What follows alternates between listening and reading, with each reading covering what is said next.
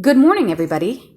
Before we begin, I would like to apologize to you for the recording equipment. It will be here for both semesters. The university has decided to do an audio recording of this course to post to their YouTube channel. Did you know the university had a YouTube channel? Because I didn't. But anyway, I agreed to this, so you will have to learn to cope. As a side effect of this endeavor, I will be posting the audio recordings to the classroom portal the day after each class when they become available to me. As such, you will have even less excuse than usual for missing material covered on the days you do not attend. Not that I think that will be a problem, since you are all here bright and early on this Thursday morning for a class that isn't required for any degree, which in my experience usually means you actually want to be here. Hopefully it will be worth the early mornings. I understand that transcripts of these lectures will also be made available, but probably not until next year when they are posted to YouTube and other social media. Oh, and I will be uploading the slides from each lecture to the classroom portal as well. I don't take attendance, so if you want to listen to the lectures at home and skip the early mornings, I completely understand. I don't want to be here this early either. I do have to take attendance today, however, because the administration gets cranky if I don't on the first day. Something to do with financial aid. A sign-in sheet is being passed around now. Please sign it. The university has been known to drop people who do not show up for the first day. I don't want it to be you. It's a real headache getting yourself re-enrolled. Also, if you do decide to drop the class, please make sure you drop the next semester as well. It is not automatic. I know signing up for the next semester when you sign up for this one is, but dropping is not. I don't know why. Printed syllabi are being passed around and are also available through the classroom portal. Office hours are 10 o'clock to 12 o'clock on Thursdays in my office on the third floor of the Catherine A. Clemson building. I know we have some freshmen in this class, and if you are planning to major in the theological studies, sociology, or anthropology departments, you will want to familiarize yourself with the Climp now. You will spend a lot of time there.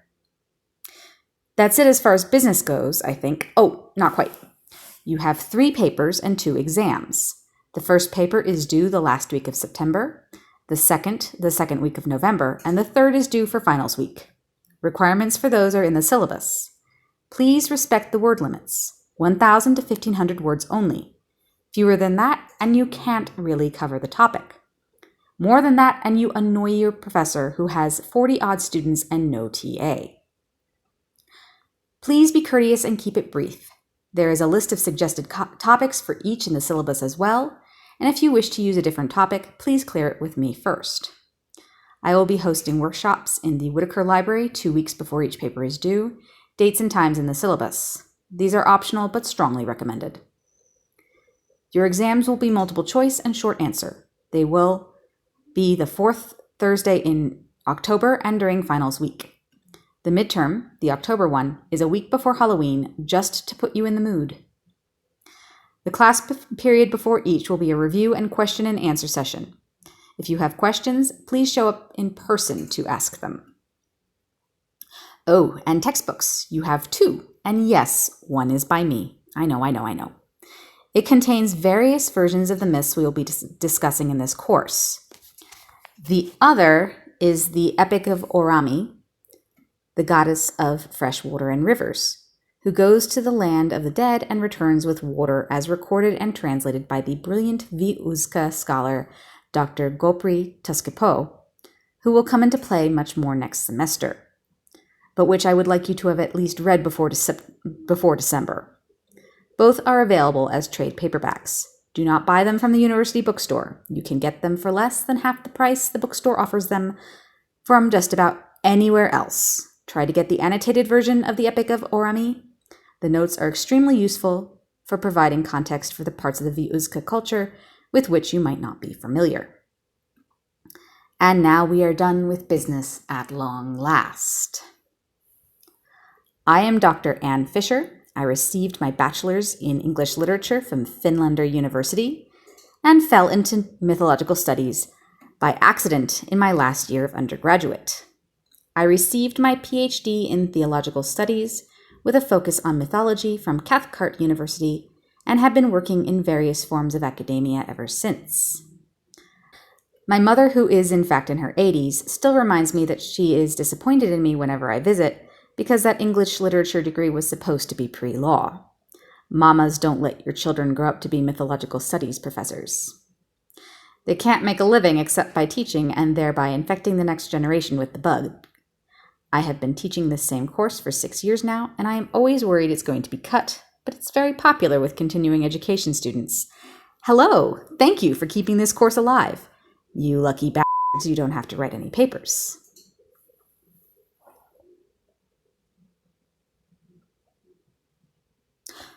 So I have just been informed that any profanity will be bleeped out of the recording, which is a shame, but what can you do? This is censorship, and I will not stand for it. Anyway, moving on.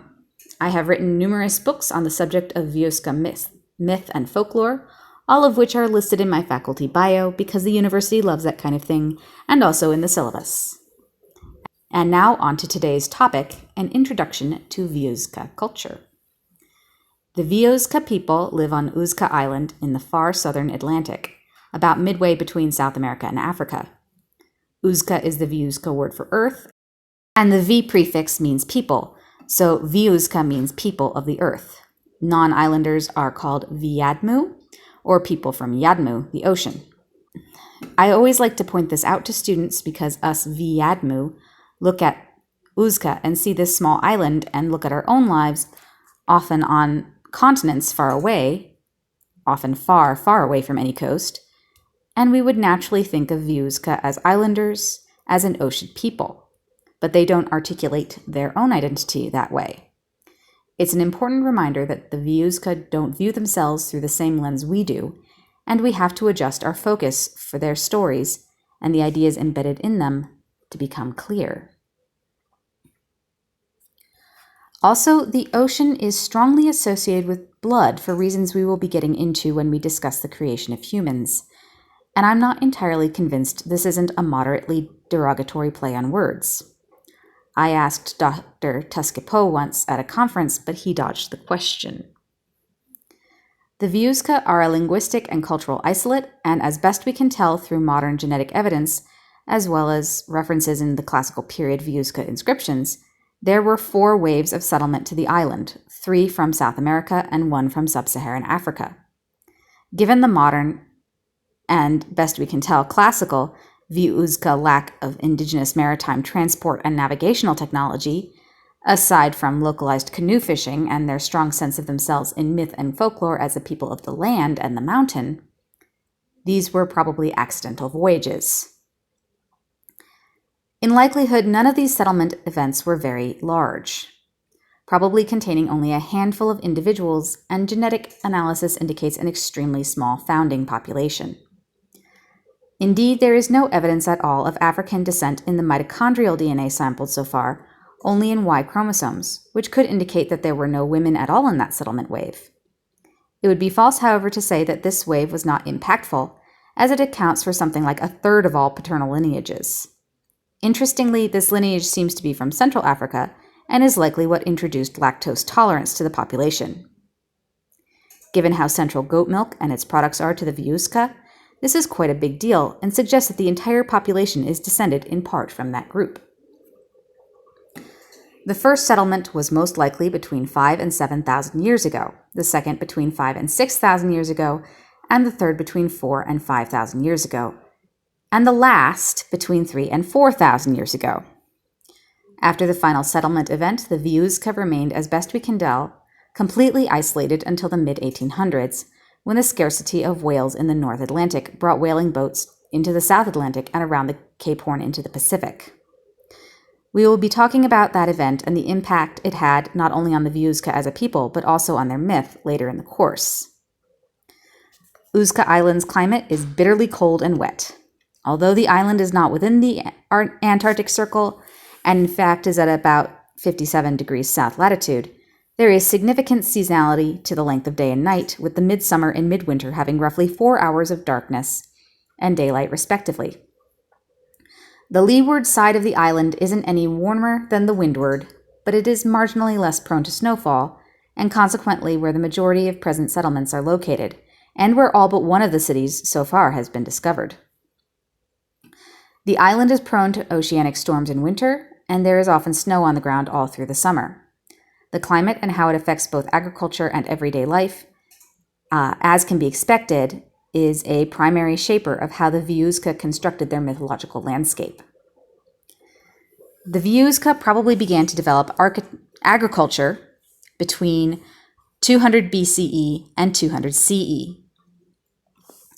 This early agriculture, and indeed all ViUzka agriculture since, is based on tubers called Sabe, as well as goats for meat, milk, fiber, and skin, waterfowl for meat, feathers, and eggs, and giant land snails for meat. Various vegetables were also grown, and there is evidence of apiculture in the latter part of this early phase of agriculture. There are various different varieties of Sabe grown in various pockets all across the island, but they can be divided into two main groups, sweet Sabe and savory, or actually a better translation might be mild Sabe. Sabe have a lot of benefits as a staple crop, as well as a few major drawbacks. They are easy to process into food, have large, easy to distinguish seed pods with thousands of seeds, and the seeds come wrapped in a fluffy coat that is ideal for textile manufacture. They can also be grown to maturity within a 4-month growing season, and a great deal of them can be produced in a very small area. They have a high caloric yield per acre. However, Sabe has some important limitations. One of these, and a fairly minor one, is that Sabe does not store well in its natural form. If it is to be kept over the winter, it must be heated and dried, after which it can be ground into flour. It then has to be kept dry or it will rot. This has led to the development of a sophisticated system of pottery and glazed ceramic to store Sabe flour. Another more serious problem is that, Sabe is an aquatic plant, and this is what distinguishes ViUzka agriculture. They're not only aquatic, but require a narrow range of fairly high water temperature, between 85 to 105 degrees Fahrenheit, or 30 to 40 degrees Celsius. These temperatures can only be found naturally in a small number of hot springs scattered across the island, and it's around these hot springs that agriculture first clustered. Indeed, the fact that so much Sabe can be grown, or even initially grew naturally, though domesticated Sabe tubers are much larger and their seeds have significantly more fluff than their wild counterparts, in these small areas, and only in these small areas, almost certainly helped people settle down and begin developing agriculture in the first place. But this small amount of suitable growing space has had a naturally limiting effect on the population and location and density. And yet, at its height, the population of the island was roughly 50,000. How did that happen? How did hot spring Sabe cultivation support the rise of cities? Around roughly 700 CE, the population rose sharply from around 5,000 to that 50,000 peak in 900 CE, a population that it more or less maintained until roughly 1600 CE, when it began to decline. How did that happen? The answer lies in the fact that most of the hot springs on the island are much too hot for Sabe to grow naturally. But if you dig a large shallow basin and carve a channel from the spring to the basin and carefully control the flow of spring water and the balance of rain and river water, if you tend these basins with cooling snow from the mountainside, you can make a whole lot of the kind of shallow, muddy environs that Sabe likes best. Only instead of being found only at the edges of a select handful of springs, you now have a whole field. Needless to say, this takes an enormous amount of physical labor and engineering. And once you create a Sabe pond, you have to maintain it. This is made easier by the fact that once you have a Sabe pond, you have the calories to feed more people. More people means more diggers. More diggers means more Sabe ponds, means more diggers, and look, you have reinforcing population growth. This rise in population and the necessary social organization to regulate and control the increasingly intricate hot springs management system effectively mandated the creation of cities. And as these cities rose, the development of writing followed soon after. Writing was likely initially a system for keeping records of food and other goods produced. and how they were distributed. In this case, as in many other similar cases, the passive voice "were distributed" is doing a lot of heavy lifting.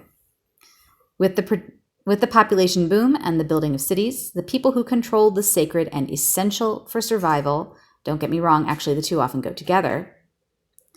Anyway, the people who controlled the hot springs became the kings of the cities built on the basis of those springs. It's these kings who controlled the distribution of agricultural produce. I say kings and cities, but I want to be clear that none of these cities ever got bigger than 3,000 to 5,000 people.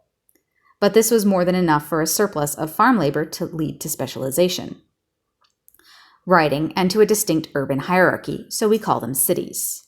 Just keep in mind that these cities were small and that the battles fought between them involved armies of hundreds at most. A hot spring, or system of hot springs, since most cities were built around a system of springs rather than a single one, could support only so many Sabe ponds, which provided a natural limit on the sides of any settlement. Okay, good. You can leave the extra syllabi on the table next to the door. When the attendance sheet makes its way back there, you can put it on the table too. All right, where were we? Writing.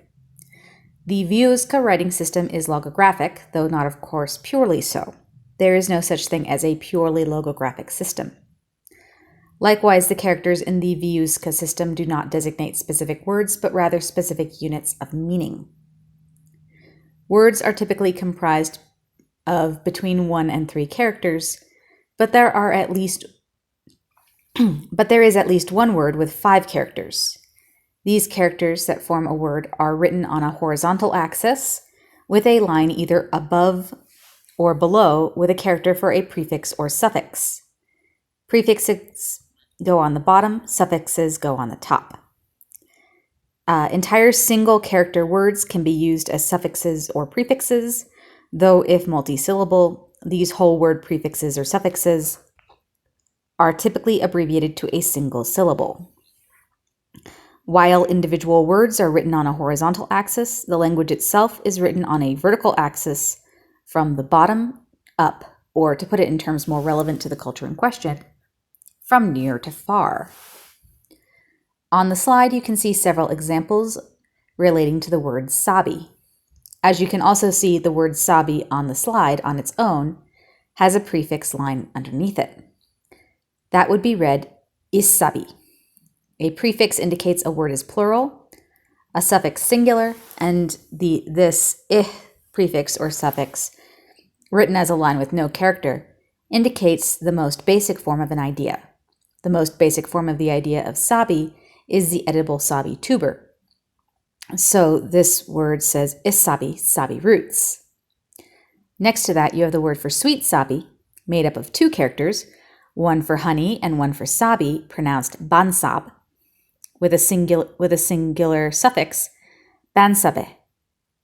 And you have the word Sabe with a suffix that is especially relevant to this class, which is why you will never see it again. And this is the suffix na, which means mother, and in this context, as Sabina means Sabe mother, the goddess of Sabe, food, and crops more generally. A lot of goddesses have the suffix na as part of their names. Anyway, this written system is not especially relevant to this course as a whole, except insofar as we will be talking about what we know from the oral tradition versus what we can glean from written records, and because sometimes I will break down the names of various mythological figures into the characters that comprise them, so when that comes up you will know how it works. The other reason I bring up writing is because it was lost. When American and Canadian whaling ships began to land on the island in the middle of the 19th century, the population of the island was already in decline, possibly because of a shift in patterns of volcanic activity that had disrupted some of the hot springs the ViUzka relied on for growing Sabe, or possibly because of climatic factors including the Little Ice Age. However, this does not mean the population could not have rebounded, or that the fall of the ViUzka city system was inevitable. What happened next is absolutely what caused the period of ViUzka history to come to an end, because the whaling ships brought smallpox with them. Demographic collapse followed soon after, with death tolls somewhere between 80 and 90% across the island as a whole. Famine followed on the heels of this, brought on by the sudden loss of manpower necessary to maintain the Sabe ponds, and the survivors soon reestablished a less centralized village lifestyle centered around hot springs that did not need extensive modifications to grow Sabe. It is hard to overstate the tragedy of this, or what it must have been like to live through. Bodies lay where they fell, people all around were dying in agony, and their survivors left maimed and scarred as civilization came crashing down around their ears. And this happened rapidly. Sailors told of seeing cities on their first voyage only to return to desolation a few years later. Smallpox would return in waves to the island until the vaccination campaigns after World War II eradicated it. All evidence suggests that literacy among the ViUzka during the classical period was never widespread. It died out along with the cities that gave rise to it. In the 1980s, thanks to the pioneering work of Dr. Ashi Nirapo, who, by the way, was Dr. Tuskapo's student, the world of ViUzka academia is, as you might expect, somewhat small. Anyway, thanks to Ashi Nirapo, who used traditional ViUzka visual motifs in pottery, embroidery, and other traditional crafts to piece together the lost ViUzka language, it began to be possible to interpret classical inscriptions. This, incidentally, was happening while I was in my undergraduate. The excitement was palpable. It may have been a contributing factor in how I ended up here. Anyway, in 2011, the written language was sufficiently well understood that it is now being taught to school children on Vuska Island as their first language, which is very, very exciting. The written language, of course, did not spring fully formed out of nowhere, and piecing together some of the older texts, mostly accounts, takes a significant amount of guesswork. And the further back you go, the more purely utilitarian the use of writing becomes, and thus of little use to us in this course, though of course illuminating in its own way, and if you continue into studying ViUzka history or anthropology, those early more utilitarian and more opaque forms of writing will become both more relevant and more frustrating to you. I mentioned earlier that the ViUzka word for non-ViUzka people, us off-islanders, is Vyadmiu, people of the sea. This is a term that predates the island's contact with the outside world, and it originally referred to a people who have now been absorbed under the term ViUzka and are part of the ViUzka mainstream. The term, to start with, was not particularly nice or well meant as far as we can tell, for reasons I will get into later in this course, because the people called the Vyadmiu were outsiders to the classical ViUzka city dwellers. Where we see the rise of cities globally, we see the parallel creation of a periphery. Indeed, the city itself creates the periphery, as the periphery is defined by what it is peripheral to, the city. These peripheries have generally been less settled, and the peoples who inhabit them, pastoralists or hunter-gatherers, as settled agricultural peoples, are absorbed into the city system. The ViUzka cities are no exception to this general pattern.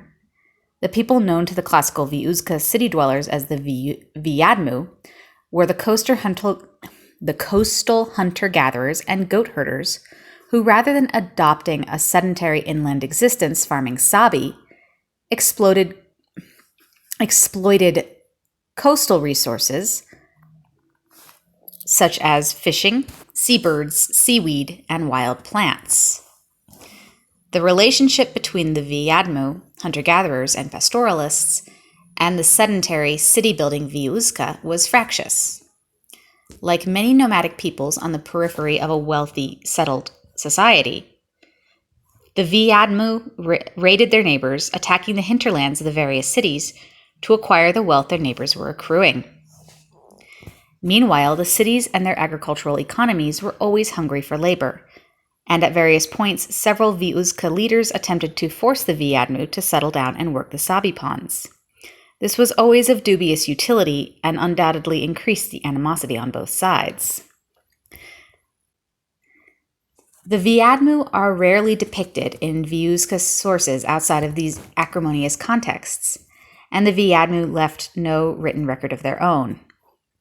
There are only traces of them in the combined oral history of the island. The smallpox-induced population collapse hit them as hard as it did their settled neighbors, and there were far fewer of them to start with. In the more than a century since first contact with the outside world, the pre-contact Vyadmiu have been absorbed into the modern ViUzka with barely a trace. While it is not possible to reconstruct a sense of the Vyadmiu mythology and folkloric traditions, or to determine how different or similar they may have been to those cultural and those of the classical and modern ViUzka, it is possible to make some logical conclusions about the ViUzka myths and the divine figures that they probably did not share, or that if they did, shared in much altered forms. For example, they probably did not worship Sabina, a major ViUzka goddess, since they didn't farm Sabe.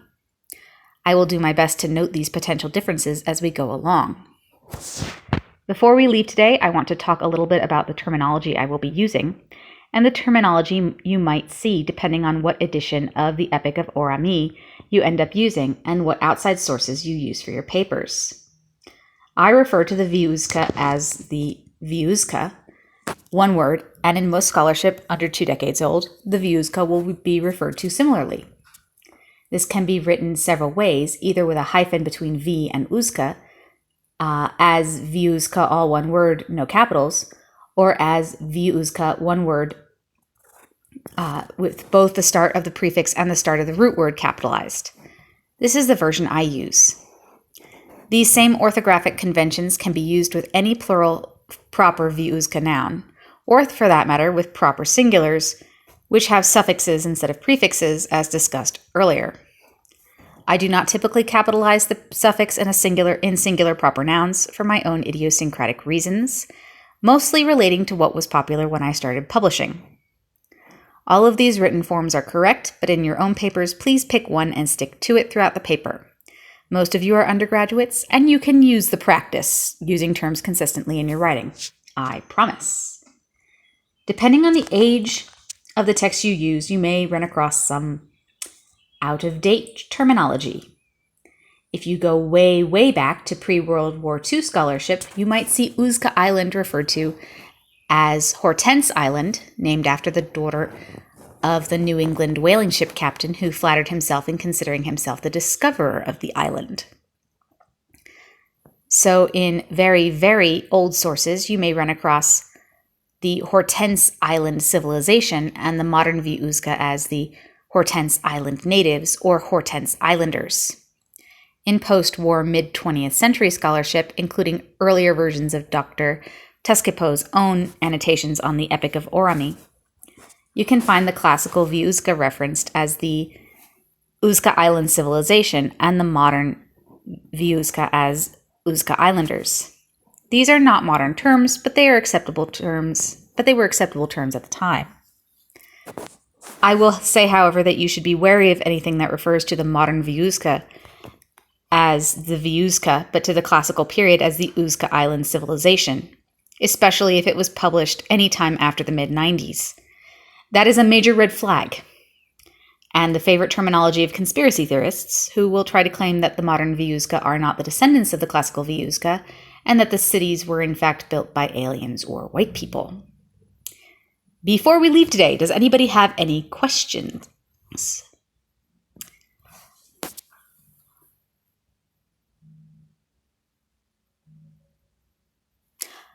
Okay, yes.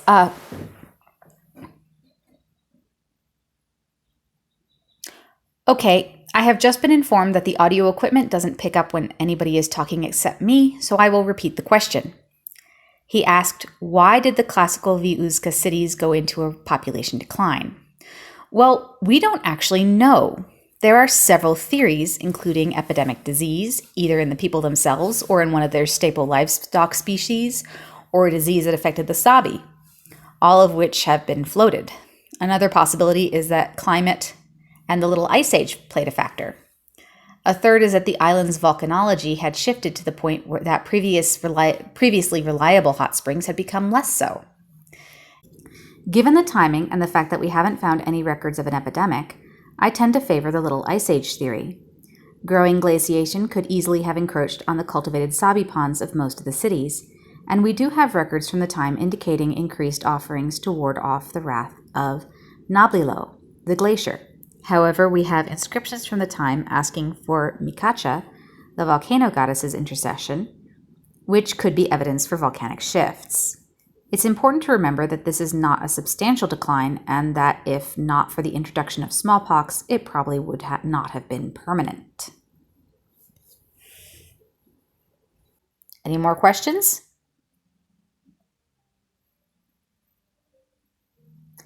Yes, she asked if we have any idea what classical era Vyadmiu culture might have looked like.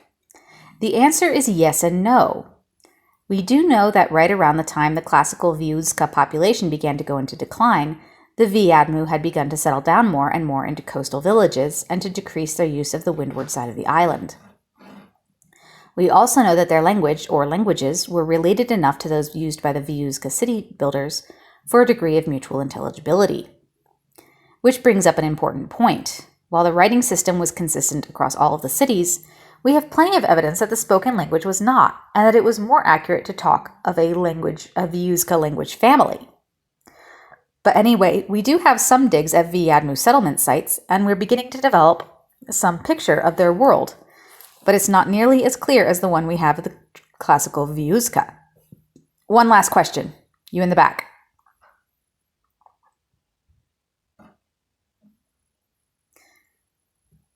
Yes, she asked if there is any stigma today among the ViUzka against people with classical era Vyadmiu ancestry. The answer is not really. Okay, that was short. One more.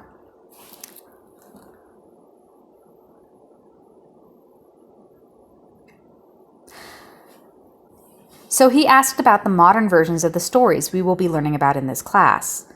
The answer is that these are the modern versions we will be learning about in this class. For the most part, we just don't have the versions that would have been told in the classical ViUzka cities. They didn't write these stories down that often. We often only have a reference or two to them in the written record. This brings up an important point. What we are studying in this classroom is a living folklore and a living belief system, and we will need to be respectful of that. Okay, class dismissed. Your reading for the week is to familiarize yourself with your syllabus. If you have any questions, my office hours and email are in your syllabus. And next class is Thursday next week. And if you haven't signed the sign-in sheet by the door, please do so that you do not get dropped from the class. Bye, everybody. Hello, everyone. I'm Anna Fisher. Dr. Ann Fisher, Ubridge University, and the ViUzka people are all entirely fictitious and products of my own imagination. This lecture series is meant solely for entertainment. I hope you were entertained. I hope you enjoyed yourself, and that if you did, you would consider liking this video and subscribing to my channel and hitting that little notification bell, and possibly even leaving me a comment. Since this is the first video in this lecture series, I am especially excited to see any feedback you may have. My social media links are in the description below, and I hope you have all had a lovely day today, and if you haven't had one so far, I hope it gets better. Bye for now, and I hope to see you in the next video.